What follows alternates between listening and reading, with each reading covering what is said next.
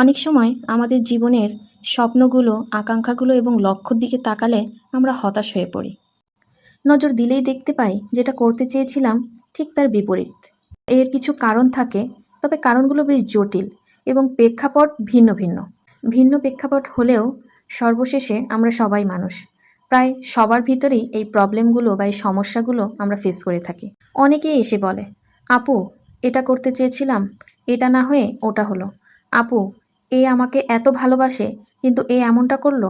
আপু এর সাথে ভালো ব্যবহার করলাম, এ আমাকে এমন করলো কেন? এরকম বিভিন্ন ধরনের কথাবার্তা আমরা সবসময় সাংঘর্ষিকভাবে সবার সাথে কম বেশি বলে থাকি। আমি এর কিছু কিছু সমস্যা বের করতে পেরেছি, সেগুলোই আপনাদের সাথে শেয়ার করব। সোজা ভাষায় বলতে গেলে কোনো জিনিস চিন্তাভাবনা ছাড়াই সেদিকে চলে যাওয়া বা সেই কাজটা করে ফেলা। অনেক সময় আমরা কোনো কাজ করতে গেলে সেটার লক্ষ্যটা স্থির রাখি না, বা সেটার লক্ষ্যটার দিকে আমরা কখনোই কর্ণপাত করি না, দৃষ্টিপাত করি না।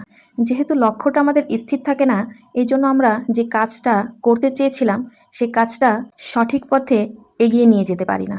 এটা উল্টো আমাদের উপরেই এসে বর্তায়। বাস্তবতার সাথে সামঞ্জস্যপূর্ণ নয় সেই ধরনের স্বপ্ন না দেখাই উত্তম, যার ফলে আমরা বিরক্ত হই এবং হতাশ হই। তৃতীয়ত দেখি আত্মবিশ্বাসের অভাব। আমাদের আত্মবিশ্বাস আমাদের মূল চাবিকাঠি। কতটুকু করতে পারবো বা নিজেদের কতটুকু ক্ষমতা আছে তার উপর দৃঢ় বিশ্বাস না থাকলে কখনোই আমরা সামনে এগোতে পারি না। চতুর্থত দেখতে পাই পরিবেশগত প্রভাব। আমাদের জীবনে কিন্তু পরিবেশটা অনেকখানি জুড়ে থাকে। কখনো কখনো আমাদের চারপাশের মানুষগুলো আমাদের অবস্থান বা পরিস্থিতি আমাদের সামনের দিকে এগোতে দেয় না, এবং আমরা নিজেদেরকে দোষ দিতে থাকি যে আমাদেরই কোনো সমস্যা।